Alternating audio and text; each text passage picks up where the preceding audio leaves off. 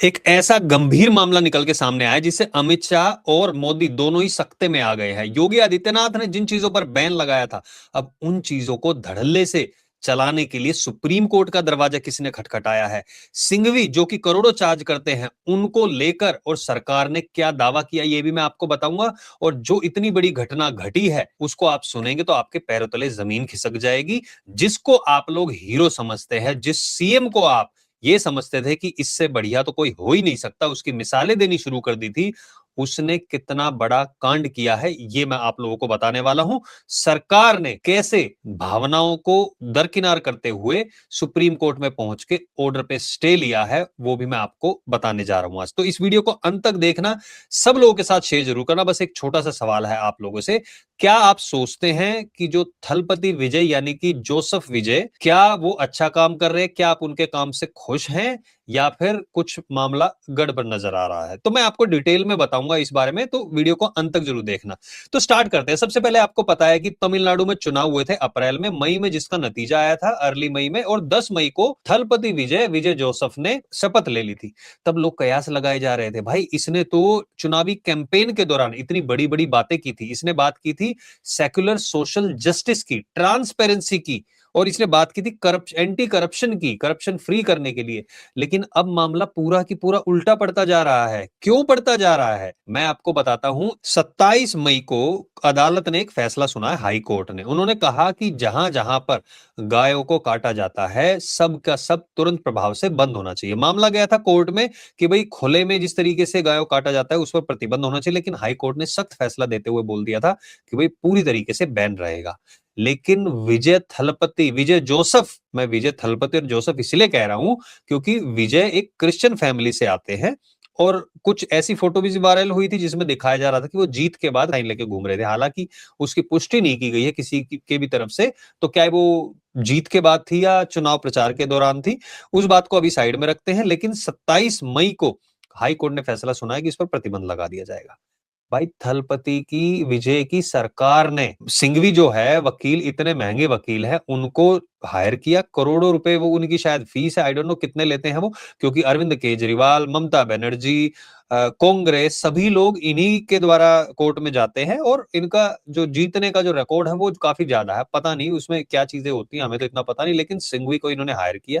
सिंघवी लेके गए उस मामले को सुप्रीम कोर्ट में, और अब उस पर स्टे लगा दिया गया। इसका मतलब समझते हैं आप?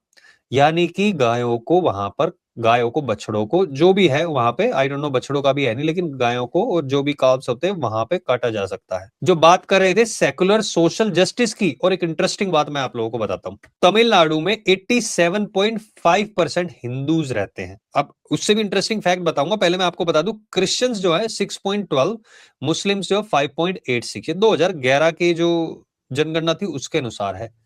लेकिन जहां पर आदिवासी लोग रहते हैं वहां पर कन्वर्जन खुले तौर पर चल रहा है। ये खबर आती है, राइट विंग से कुछ लोग थे, उन्होंने भी चीजें पेश की थी, और स्कूलों में भी क्रिश्चियन प्रेयर करवाई जा रही है। उत्तराखंड में तो मैंने आपको वीडियो में दिखाया था कि वहां पे स्कूल टीचर जबरदस्ती करवा रही है। अब एक मामला तेलंगाना का भी आया था, वहां पे भी एक स्कूल में कलमा पढ़ने के लिए दे दिया हिंदू बच्ची को।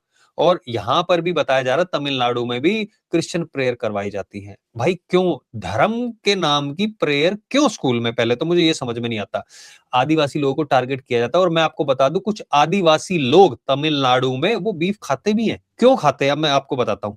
वहां पर उन इलाकों में बीफ को सस्ता रखा गया है, वहां पर कन्वर्जन हो रहा है। कुछ होता है कि एक बार आप कन्वर्ट हो गए तो एक बार आपको कुछ लाख रुपए मिलेंगे, और उसके बाद आपको महीने के भी मिलेंगे। उस चक्कर में जो आदिवासी लोग हैं और जो उनको सस्ता मीट मिल जाता है, वो इस चक्कर में वहां से लेते हैं और खाते हैं और ये करते हैं। लेकिन सेकुलर सोशल जस्टिस कहां गया भाई? आपने कहा था कि मंदिरों का धन लूटा जा रहा है डीएमके के द्वारा, आप इस बेस पे आए थे मंदिरों के धन की, उसकी तो अभी तक कोई अपडेट आई नहीं है। लेकिन हिंदुओं की भावनाओं को आहत करने के लिए वो चीजें सामने आ गई। इन्होंने कह दिया कि भैया कोई दिक्कत नहीं है, कटने दो। 1958 के एक्ट का हवाला देते हुए कहा कि भाई जो गाय इतनी उम्र से, इतनी उम्र, ये 10 साल आई थिंक बताया गया है कि उससे ऊपर की होंगी तो उनको काटा जा सकता है। ये पहुंच गए। ये विजय खुद नहीं गए, उनकी सरकार गई है। और सरकार कब जाएगी? अब सरकार में क्या क्या चीज है, इन्होंने ट्रांसपेरेंसी की बात की थी, एंटी करप्शन की बात की थी। भाई जो विजय ने अपना पॉलिटिकल प्राइवेट सेक्रेटरी रखा है वो कौन है सुनिए आप। ट्रांसपेरेंसी की बात कर रहे हैं, इनका long time film manager, producer और हेड ऑफ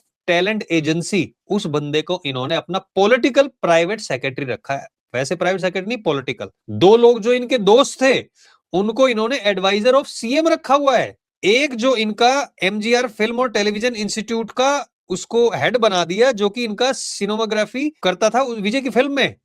और एक हद जब हो गई जब विजय का पर्सनल एस्ट्रोलॉजर को क्या दे दिया, ऑफिसर ऑन स्पेशल ड्यूटी, अपने स्पेशल जो इनका एस्ट्रोलॉजर था। आप सोचिए, जो करप्शन फ्री की बात करते हैं, जो ट्रांसपेरेंसी की बात करते हैं, अपने लोगों को वहां पे जाकर बिठा दिया है।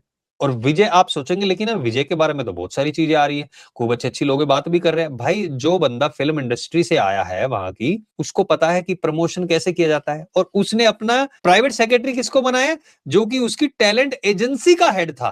तो उनको पता है कैसे इनको प्रमोशन करनी है, कैसे लोगों के बीच में ये बना के रखना कि विजय से अच्छा कोई है ही नहीं।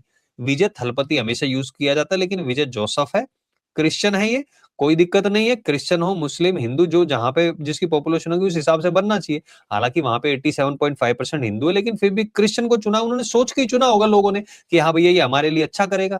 लेकिन हिंदुओं के लिए अच्छा कहां पे हो रहा है, सीधा सीधा बोल दिया कि भैया गाय कटने पे कोई प्रतिबंध नहीं होगा। और सिंघवी ने वहां पे आके ये वकालत की। और इंटरेस्टिंग चीज मैं आपको बताता हूँ, गाय कटने पर कहां कहां पर बैन है। इसमें उत्तर प्रदेश, मध्य प्रदेश, उत्तराखंड, हरियाणा, पंजाब, गुजरात, महाराष्ट्र, हिमाचल, बिहार, उड़ीसा, इसमें 95% जो है वो एनडीए जो रूल करता है वो स्टेट्स है। और जहां पर बैन नहीं है वो भी सुन लीजिए, तमिलनाडु, केरला, कर्नाटक, झारखंड, तेलंगाना। मतलब ये मोस्टली वो है जहां पर एनडीए की सरकार नहीं है। हालांकि बंगाल में भी पार्शली बैन है। बंगाल में भी हम यही चाहते हैं कि शुभेंदु अधिकारी वहां पर भी बैन लगाए, क्योंकि यार जहां पर भाई हिंदुओं का देश है, सेकुलर बना दिया गया था जबरदस्ती गांधी ने और नेहरू ने। मैं कहता हूं गोडसे बहुत बढ़िया आदमी था भाई। कौन गोडसे है अब आप समझ जाइए। लेकिन यहाँ पर जो चीज है, आप देखिए, विजय को अगर यहाँ पे सीएम बनाया गया है, विजय क्या काम कर रहा है या आप लोग खुद देख सकते हैं। मैं आप लोगों से भी कमेंट सेक्शन में पूछना चाहूंगा, क्या आप विजय, सीएम विजय को सपोर्ट करते नहीं करते। किसी भी न्यूज चैनल ने ये अभी तक खबर नहीं दिखाई। आपका फर्ज बनता है कि आप ग्रुप्स में शेयर करें, सब लोगों के साथ शेयर करें, ताकि पता चले प्रमोशन जो उसकी की जा रही है सीएम की, विजय की, असल में वहां चल क्या रहा है। प्लीज इस वीडियो को सब लोगों के साथ शेयर जरूर करिएगा। और जो पहली बार देख रहे हैं, हमारे चैनल को फॉलो करें, पेज को फॉलो करें, सब्सक्राइब करें। बहुत सारी वीडियोस हमने बनाई हैं, जो आपको पसंद आएगी तो पेज पे जाके जरूर देखें। और एक चीज और इंपॉर्टेंट, कमेंट सेक्शन में मैंने सब्सक्राइबर का एक लिंक डाला हुआ है। जो लोग हमें सपोर्ट करना चाहते हैं वो हमें मंथली जो भी सब्सक्रिप्शन होती है उस पर सपोर्ट कर सकते हैं, क्योंकि कई लोगों के मैसेज भी आते हैं। उस पर क्लिक कीजिए आप, वहां पे आप हमें सपोर्ट कर सकते हैं अगर आप चाहते हैं तो। बहुत बहुत धन्यवाद वीडियो देखने के लिए आपका। जय हिंद, जय भारत।